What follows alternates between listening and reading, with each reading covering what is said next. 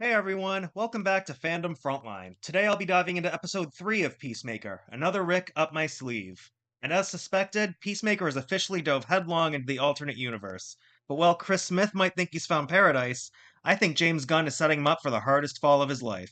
The episode opens with Chris in the parallel dimension where, for once, everything is going his way. He's not a screw up, not a joke, but a full blown hero. Just riding down the street on his P-cycle earns him applause, flashing fans, and even tears of joy from a kid who worships him.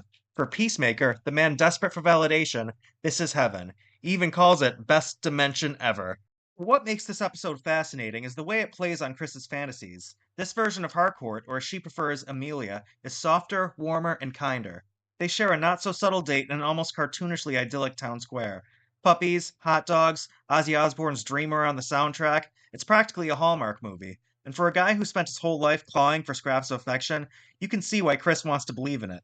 Of course, it's not that simple. Amelia has baggage. In this world, she dated a different peacemaker, one who cheated on her, lost his temper, and treated her badly.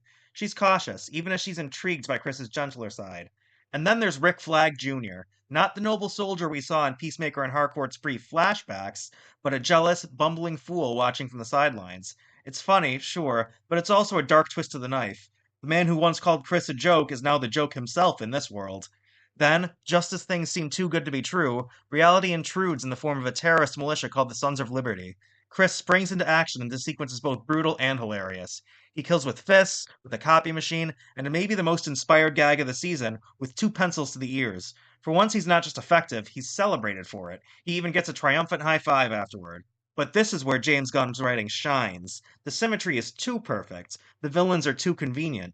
Even Chris's father, who the show has made clear was a monstrous white supremacist on Chris's Earth, is now a sweet, loving man on this one.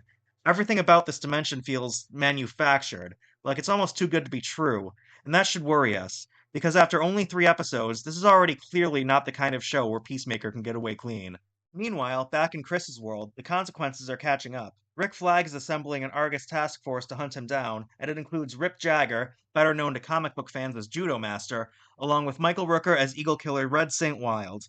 No matter how sweet things look for Chris in this new universe, the storm is waiting on the other side. In the end, another Rick up my sleeve might be the happiest we've ever seen Peacemaker. He's adored, he's loved, and he's finally the man he always wanted to be. But paradise like this, it doesn't last. And when it shatters, and it will, it's going to hurt. Because the cruelest joke of all might be that the one world where Chris Smith finally feels like he belongs is one he can't stay in. So thanks for watching. Don't forget to like, subscribe, and drop your thoughts in the comments. Do you think Chris will choose to stay in this alternate world? Is there something seriously wrong with it underneath the surface and we're just waiting for the other shoe to drop?